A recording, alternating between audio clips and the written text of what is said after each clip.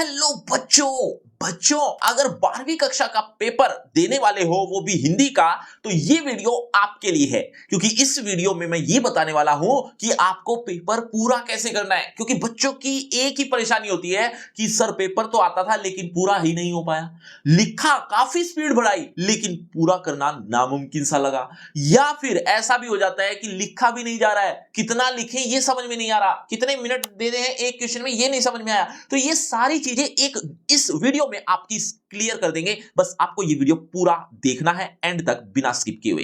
तो देर किस बात की, करते हैं शुरू। नमस्ते, मेरा नाम आशीष है। देखो बच्चों, ये सीबीएसई के द्वारा जो जारी किए गए थे सैंपल पेपर उनमें से ये एक है। ठीक है, ये सैंपल पेपर है, इसको हम इतना कॉन्सेंट्रेट नहीं करेंगे। फिलहाल हम ये देखने के लिए सैंपल पेपर लेके आए हैं कि हर प्रश्न को कितना टाइम देना है ये देखने के लिए और कितना लेंथ में लिखना है, कितना बड़ा लिखना है, ये सारी चीजें। देखो, पहला जो प्रश्न आने वाला है अपठित बोध का आएगा। अपठित बोध एक तरह से आपका पहला प्रश्न अपठित गद्यांश का है, अनसीन पैसेज का है, जिसमें आपको 3 एमसीक्यू देखने को मिलेंगे।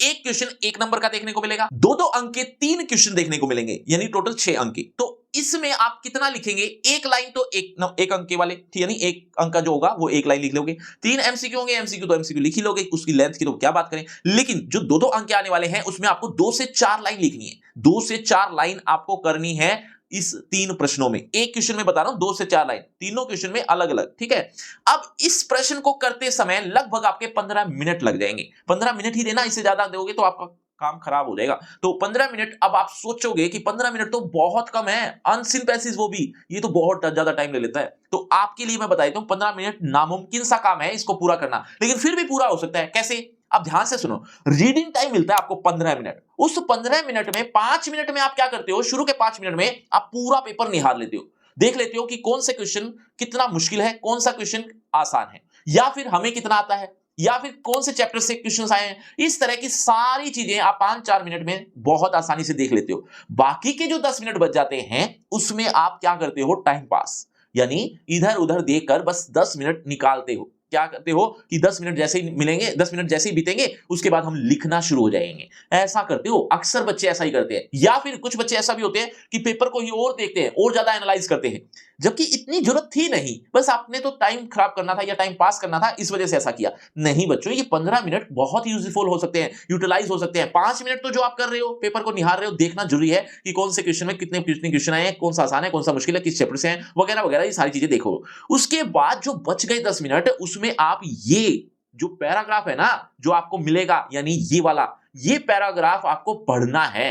क्योंकि रीडिंग टाइम है तो ये पढ़ तो सकते ही हो ना, लिख नहीं सकते, लेकिन पढ़कर आप काफी चीजें यहीं पर ही सोल्व कर दोगे। मतलब इसका आंसर क्या होगा, उससे अगले का क्या आंसर होगा, 1-2 क्वेश्चन तो यहीं पर ही सोल्व हो जाएंगे। और जब आपको मैं 15 मिनट कह रहा हूं, उस लिखने का जो टाइम है उस 15 मिनट को भी अगर यूज करोगे तो आसानी से ये पूरा पैराग्राफ समझ में आ जाएगा और आंसर भी हो जाएंगे। यानी 15 प्लस 10 रीडिंग टाइम, ये दोनों मिलाकर आपको 25 मिनट मिल जाएंगे इस पैराग्राफ को सोल्व करने के लिए। और जब पहला प्रश्न पूरा हो जाए तो दूसरे प्रश्न की तरफ बढ़ोगे तो कुछ कुछ वैसा ही देखने को मिलेगा। यानी अपठित बोध ही है लेकिन ये काव्यांश है, कविता से रिलेटेड आएगा, जो अनसीन होगा, पढ़ा हुआ नहीं आएगा। तो इसमें भी कुछ क्वेश्चन होंगे, तो 3 एमसीक्यू देखने को मिलेंगे। एक क्वेश्चन 1 नंबर का होगा और इसमें 2-2 क्वेश्चन 2-2 नंबर के होंगे। पिछले वाले में 3 आए थे लेकिन इसमें 2 ही मिलेंगे। इसको आपको टोटल मिनट दिए गए हैं 25 मिनट। 25 मिनट में आपको ये कवर अप करना है, पूरा करना है। इसमें आपको लिखना कितना है? एक क्वेश्चन 1 नंबर का आएगा वो तो 1 लाइन में कवर अप कर लोगे, लेकिन जो 2 नंबर के आएंगे वो 2 से 4 लाइन, जो पीछे भी बताया था मैंने, इसी तरह से। ठीक है, अब ये जो मैं 1 लाइन या 2 से 4 लाइन लिखनी है, इसका मतलब समझो। ये लाइन क्या है? आपको एक आंसर शीट देखने को मिलेगी कुछ लैंडस्केप में, कुछ इस तरह से, है ना। उसकी आप एक लाइन भी लगा देते हो उस पर, है ना, कुछ हाशिए टाइप में। इस लाइन को कवर अप करने के बाद भी आपके पास इतना स्पेस बच जाता है तो आप यहां पर लिखना शुरू कर देते हो। तो ये लिखने, ये जो लाइन मैंने लगाई है ना, ये पूरी लाइन 1 लाइन कह रहा हूं मैं। यहां मैंने 2 लाइन लगा दी, इसके बाद तीसरी, इस तरह से। तो ये 3 लाइन इस तरह से आपको कह रहा हूं मैं। ये 2 से 4 लाइन का मतलब यहां पर ये है। इसका मतलब ये नहीं है कि आपकी 1 लाइन का मतलब ये हो गया कि आप एक वाक्य लिखोगे यहां तक, दूसरा वाक्य यहां तक हो जाएगा, 2 लाइन तो यही होगी। तो ऐसा नहीं है। ऐसा करने से तो आप 2 लाइन में ही 4 लाइन कवर अप कर दोगे। वाक्य नहीं कह रहा हूं मैं, ये आंसर शीट की लाइन भरने के लिए कह रहा हूं मैं। तो इतनी लेंथ आपको करनी है। और जो मैं बता रहा हूं कि पहले क्वेश्चन में 10 मिनट दे देने हैं, दूसरे में 25 देने हैं, तीसरे में 4 मिनट देने हैं, पांचवें में 5 मिनट देने हैं, ये याद मत करना, कहीं लिखने लग जाओ, याद करने लग जाओ। मैं बताऊंगा आपको कैसे याद रहेगा, ये भी इसके भी एक छोटी सी तरीका बताऊंगा कि किस तरह से आप ये याद रख सकते हो। चलिए आगे बढ़ते हैं। आगे बढ़ने पर आपको पता चलेगा, ये दूसरा क्वेश्चन खत्म होने के बाद तीसरा क्वेश्चन आपको देखने को मिलेगा, जिसमें आपको 5 नंबर के क्वेश्चन देखने को मिलेंगे। पहला जो क्वेश्चन होगा वो 1 नंबर का होगा और 2-2 नंबर के 2 क्वेश्चन और आएंगे। इसमें आपको 1 नंबर वाले क्वेश्चन में तो 1 से 2 लाइन लिखनी है, इतना cover up, depend on question कितने लाइन लिख सकते हो, 1 या 2। इसके बाद दूसरा जो प्रश्न आएगा, तीसरा प्रश्न आएगा, इसमें 3-3, 4-4 लाइन आपको लिखनी है। ठीक है, 3 से 4 लाइन लिखने के बाद आपका ये सारी चीजें, यानी ये पूरा तीसरा प्रश्न कवर अप करने में आपको लगभग 10 मिनट लग जाएंगे। इतना आपको करना है। चौथे प्रश्न की बात करें तो चौथा प्रश्न में कुछ क्वेश्चंस देखने को मिलेंगे। कितने? 2 क्वेश्चन करने हैं, लेकिन 3-3 अंक के होंगे। 6 नंबर इस तरह से आएंगे और इसमें भी आपको 10 मिनट लग जाएंगे। हर क्वेश्चन में 5 मिनट आपके लग जाएंगे। लेंथ कितनी करनी है? 5 से 6 लाइन, 5 से 6 लाइन आपको करनी है। लगभग इतना करने के बाद आप 5वें क्वेश्चन की तरफ बढ़ेंगे। 5वें क्वेश्चन में आपको एक रचनात्मक लेखन देखने को मिलेगा, जिसमें कुछ टॉपिक्स दिए गए हैं। करना आपको एक ही है, लेकिन 3 टॉपिक्स आपको देखने को मिल जाएंगे। इन 3 में से जब एक कर रहे होगे तो उसमें लिखना कितना है? लगभग 1.5 से 2 पेज। अब ये पेज का मतलब समझो, एक तरफ का ये एक पेज हो गया, इसी के पीछे दूसरा पेज, ये 2 पेज मैं ऐसे कह रहा हूं। ठीक है, तो लगभग 1.5 से 2 पेज आपको लिखना है इस रचनात्मक लेखन में, और इसको करते हुए लगभग 20 मिनट आपके लग जाएंगे। एक बात का थोड़ा ध्यान रखना, ये आपको लास्ट में ही अटेम्प्ट करना, मतलब ये लास्ट में ही अटेम्प्ट करना है। क्यों? क्योंकि अगर आप शुरू में या फिर बीच में अटेम्प्ट करना शुरू कर देते हो रचनात्मक लेखन को, तो आपका ये इतना टाइम ले लेगा, आपको खुद को भी नहीं पता। मतलब जहां मैंने 20 मिनट दिए हैं, 20 मिनट नहीं बल्कि आपके इससे भी कहीं ज्यादा टाइम लग जाएगा। तो आप ये गलती मत करना, रचनात्मक लेखन को आपको लास्ट में लिखना है। लास्ट मतलब बिल्कुल लास्ट। ठीक है, आप लगभग 20 से 30 मिनट आपके बच जाएंगे लास्ट में, तब आप रचनात्मक लेखन करना शुरू कर देना। ठीक है, चलिए आगे बढ़ते हैं। अगले प्रश्न में, छठा प्रश्न जो है, उसमें भी कुछ क्वेश्चन ही देखने को मिल रहे हैं, लेकिन करने कितने हैं? 2 प्रश्न करने हैं। 3-3 अंक के होंगे। जो पहले बताया था 5 से 6 लाइन, वैसा ही यहां पर भी करना है। 10 मिनट यहां पर भी देने हैं। छठा प्रश्न होने के बाद आपका गैप पार्ट शुरू हो जाता है। गैप पार्ट में आपको पहले एक कविता का पैराग्राफ मिलेगा, जो आपका पढ़ा हुआ आएगा, है ना। पढ़ा हुआ आएगा तो बहुत इजी होता है, क्योंकि आप पहले से पढ़ चुके हो। उसके नीचे कुछ क्वेश्चन होंगे, उसके बारे में लिखना है आपको, एमसीक्यू टाइप में होंगे। तो 5 क्वेश्चन देखने को मिलेंगे, 5 मिनट में कवर अप हो जाएंगे। अब कई बच्चे पूछते हैं मुझसे कि सर सीक्वेंस क्या रखें? खंड क पहले ही करना है, खंड ख उसके बाद करना है, ग उसी के बाद करना है, क्या इसी तरह से करना है, या सीक्वेंस वाइज ही करना है, पहले के बाद दूसरा, दूसरे के बाद तीसरा? देखो समझो इस बात को, आप सीक्वेंस ब्रेक करना चाहें तो आप कर सकते हैं, कोई दिक्कत नहीं है। जैसे फॉर एग्जांपल आपने तीसरा क्वेश्चन पहले करना है या चौथा क्वेश्चन पहले करना है, तो आप चौथा कीजिए, लेकिन उसके बाद 5वां करना, छठा करना, 7वां करना। अब आपका मन किया फिर से सीक्वेंस ब्रेक करने का कि नहीं मुझे 8वां क्वेश्चन नहीं करना, यहां पर मुझे 11वां करना है, ठीक है 11वां कर लीजिए, उसके बाद 12वां ही करना, उसके बाद 13वां ही करना, कुछ इस तरह से आगे बढ़ना। ऐसा बिल्कुल भी मत कर देना कि आपने पहले तो उठाया चौथा प्रश्न, ठीक है उठा लिया, कोई गलत बात नहीं है, लेकिन अब मन किया 8वां कर लेते हैं, चलो कर लिया कोई बात नहीं। अब मन किया 7वां कर लेते हैं, अब देखो यहां पर भी सीक्वेंस ब्रेक हो गई। अब फिर मन किया दूसरा उठा लिया, फिर मन किया 12वां उठा लिया। देखो कितने सीक्वेंस ब्रेक कर रहे हो, कितना गलत इंप्रेशन जा रहा है। एग्जामिनर परेशान हो जाएगा। इस परेशानी में आपके नंबर कितने काटेगा आपको खुद को भी नहीं पता होगा। क्यों? क्योंकि आप उसके पास थोड़ी बैठे हो, है ना।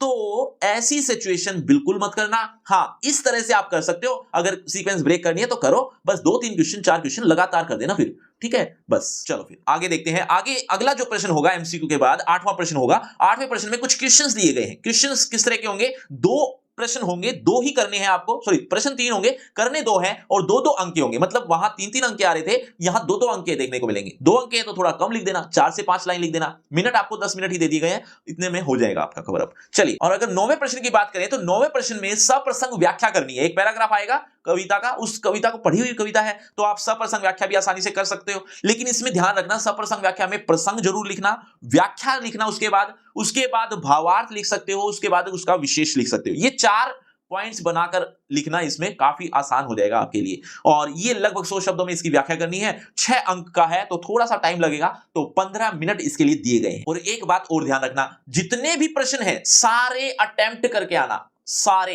अब सारे अटेम्प्ट करने का मतलब क्या है, ध्यान से सुनो। जैसे फॉर एग्जांपल इसमें 3 प्रश्न दिए गए हैं, तो 3 में से करने तो 2 हैं, तो मैं ये नहीं कह रहा कि तीनों करना। सारे अटेम्प्ट करने का मतलब ये नहीं है, आपको करने तो 2 ही हैं, लेकिन पूरा पेपर अटेम्प्ट करके आना। यानी 80 मार्क्स का एग्जाम है तो 80 के 80 मार्क्स अटेम्प्ट करके आना। ऐसा मत करना कि 5 नंबर का इस वजह से छोड़ा है क्योंकि आता नहीं था। तो ऐसी गलती बिल्कुल भी मत करना। क्यों? क्योंकि अब जो नंबर आएंगे ना आपके, तो वो 75 में से ही आएंगे, 80 में से नहीं आ सकते। लेकिन अगर आपको 5 नंबर का नहीं आता था, लेकिन आप कुछ भी लिखाए, थोड़ा बहुत, जैसा भी, जितना भी, तो लिखकर अगर आओगे तो 1 नंबर, आधा नंबर, 2 नंबर कुछ तो मिलेगा उस 5 में से। तो अब जो नंबर आएंगे वो आपके 80 में से आएंगे। तो ये सिचुएशन ज्यादा अच्छी रहेगी कि आप पूरा अटेम्प्ट करो, 80 में से मार्क्स लो, 75 में से नहीं या 79 में से नहीं। मतलब एक नंबर का भी छोड़कर मत आ जाना। अगर नहीं आता तो कुछ भी लिख के आना। लेकिन चलो आगे बढ़े तो 9वें प्रश्न के बाद आपको 10वां क्वेश्चन देखने को मिलेगा। 10वें में कुछ पैराग्राफ आपका पढ़ा हुआ और उसमें 5 एमसीक्यू देखने को मिलेंगे जो 5 मिनट में हो जाएंगे, क्योंकि आप ऑलरेडी इस पैराग्राफ को पढ़ चुके हो, जानते हो इस पैराग्राफ के बारे में। 5 एमसीक्यू खत्म होने के बाद आपको 11वां क्वेश्चन देखने को मिलेगा, जो है आपका एक प्रश्नों के रूप में, जो पहले भी आए थे जिस तरह से वो काव्य खंड से रिलेटेड थे, ये है गद्य खंड से रिलेटेड। इसमें भी 3 प्रश्न देखने को मिलेंगे। करने आपको 2 होंगे, 2-2 अंक के हैं, इसलिए 4 से 5 लाइन इनफ रहेगी। 10 मिनट तक लग जाएंगे आपको इन दोनों प्रश्नों को करते हुए, यानी 5 मिनट एक क्वेश्चन के लिए। 12वें प्रश्न पे बढ़े तो 12वें प्रश्न में फिर से सप्रसंग व्याख्या करनी है, जिसके लिए आपको 15 मिनट तक लग जाएंगे। चलिए आगे बढ़ते हैं 13वें प्रश्न में। 13वां प्रश्न जो देखने को मिलेगा उसमें आपको 20 मिनट तक लग जाएंगे। क्यों? क्योंकि ये जो प्रश्न है ना 5-5 अंक के हैं, बड़ा लिखना पड़ेगा, लगभग 8 से 10 लाइन आपको लिखनी पड़ेंगी। तो 10 मिनट एक क्वेश्चन में लग सकते हैं, तो टोटल 20 मिनट यहां पर आपके लगेंगे। तो इस तरह से अगर आप अटेम्प्ट करते हुए चलेंगे तो आपके 170 मिनट्स लगेंगे। हालांकि आपको मिलेंगे 180 मिनट्स क्योंकि 3 घंटे का पेपर है, लेकिन ये 10 मिनट यूटिलाइज कहां करने ये भी ध्यान से समझो। अगर आप 170 मिनट में कवर अप कर लेते हो पेपर को, तो ये 10 मिनट आप रिवीजन में दोगे, रिवाइज करोगे, कहीं कोई गलती तो नहीं रह गई, कोई मात्रा की गलती या कोई क्वेश्चन तो नहीं छूट गया या कोई क्वेश्चन में कुछ गलती तो नहीं होगी। इस तरह की अगर आप सुधार कर लोगे इन 10 मिनट में, देख लोगे, निहार लोगे, तो यहां पर भी आपके मार्क्स इंक्रीज होंगे 100%। और एक बात और ध्यान से सुनो कि आपको हर प्रश्न में कितने मिनट देने ये याद नहीं रखना। आप 4-5 क्वेश्चन को मिला लो, उसका बना लो 1 आवर लगभग। मैं मान लेता हूं कि पहले 4 प्रश्न, 1 से 4 प्रश्न 1 आवर में कंप्लीट हो रहे हैं, मान रहा हूं, आप काउंट कर लेना, मुझे भी नहीं पता।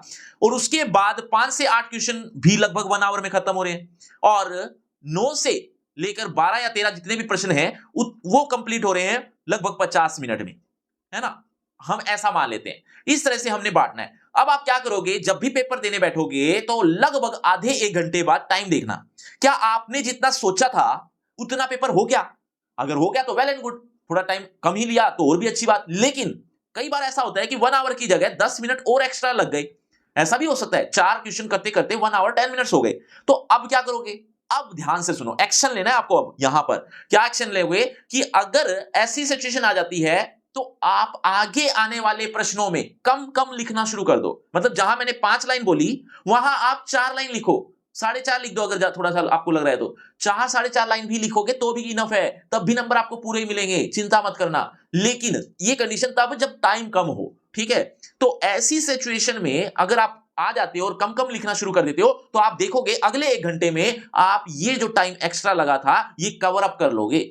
कहां पर, यहां पर, यानी 1 घंटा और हो जाएगा, लगभग 2 घंटे पूरे हो जाएंगे, तब लगभग आपके 8 क्वेश्चन पूरे हो चुके होंगे। ये एग्जांपल लिया है, वैसे आप खुद देखना अपने लेवल पर। ऐसा केस भी हो सकता है कि ये 10 मिनट पूरे हुए ही नहीं, तब भी आप इसी तरीके से और थोड़ा छोटा कर सकते हो, या आप 10 मिनट में से 5 ही मिनट पूरे हुए हैं, 5 मिनट अभी भी एक्स्ट्रा लगे हुए हैं, तो भी आप थोड़ा कम लिखना आगे भी स्टार्ट कर सकते हो। लेकिन अगर यहां पर कंप्लीट हो रहा है, सब कुछ ठीक चल रहा है, तो ये जो 50 मिनट अगले आने वाले 3-4 क्वेश्चन के लिए दिए गए हैं उसमें आप नॉर्मली लिखेंगे, कम लिखने की जरूरत नहीं पड़ेगी आपको, ठीक है। इस तरह से आप यहां पर एक्शन ले सकते हो अगर बीच बीच में अगर आप टाइम देखते हो तो, ठीक है। और ये जो मैं पीडीएफ आपको दिखा रहा हूं, जो एक सैंपल पेपर है जिसमें मैंने टाइम, लेंथ सब कुछ लिख दिया, ये अगर पीडीएफ चाहिए तो आप इस पीडीएफ को टेलीग्राम पर मुझसे ले सकते हो। मैं टेलीग्राम पर भेज रहा हूं, लिंक डिस्क्रिप्शन बॉक्स में है टेलीग्राम का, वहां से आप डाउनलोड कर लेना। और एक बात और ध्यान रखो कि अगर आप अपने सिलेबस को लेकर कंफ्यूज हो कि कौन सी वीडियो कहां मिलेगी, तो आपको कहीं भटकने की जरूरत नहीं है। एक फ्री क्रैश कोर्स आ गया है जिसका लिंक डिस्क्रिप्शन बॉक्स में है, बिल्कुल फ्री है, जिसमें आपको A to Z सिलेबस एक ही पेज पर देखने को मिल जाएगा, आपको कहीं भी भटकने की जरूरत नहीं पड़ेगी। तो देर किस चीज की, जल्दी से जाइए डिस्क्रिप्शन बॉक्स में लिंक को क्लिक कीजिए, वहां पर आप इसका फायदा उठा लीजिए।